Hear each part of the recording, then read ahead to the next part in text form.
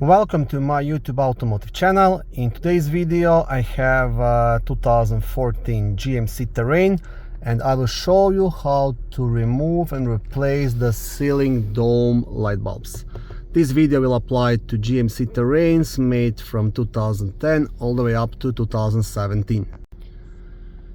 Okay, now these are quite easy to replace. Actually, all you have to do, you have to pop out this curved plastic piece and you will get access to the light bulbs.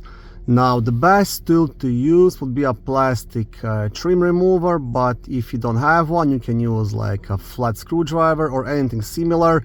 Just be careful not to do damage to the plastic around it or to the cover. So I want to start here from this side, you see here, and just pry it out here and on this side as well. And once you pop out these two sides, you should be able just to pop out the whole piece with your hand.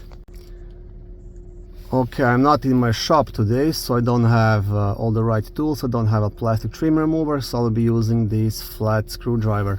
So I want to gently pry it in here and then push it out. Okay, just like this, see? Now you will do the same thing on the other side as well. Okay, now once you have both of these sides out, what you want to do next, you want to pop out two more pins. One will be right here, another one just here on the opposite side. It's the same thing, I want to gently pry in and pop it off, you see? Just like this. You will do the same thing on the other side as well.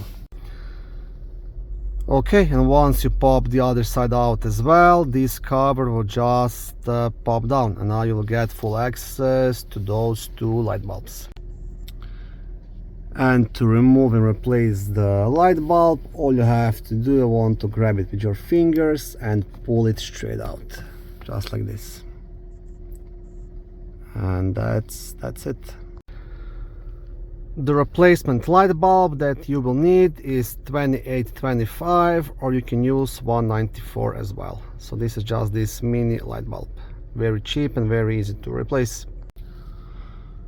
Okay, and one more tip: before you install back this plastic cover, make sure that actually both light bulbs work, right? Don't put the cover on and then try it before you put the cover, so you don't have to remove it twice and risk of getting it cracked. Thank you for watching this short video. I hope it was helpful and educational. If it was, please like it and consider subscribing to my YouTube automotive channel. On my channel there is lots of how-to videos, do-it-yourself videos, car reviews, product reviews and other similar automotive topics.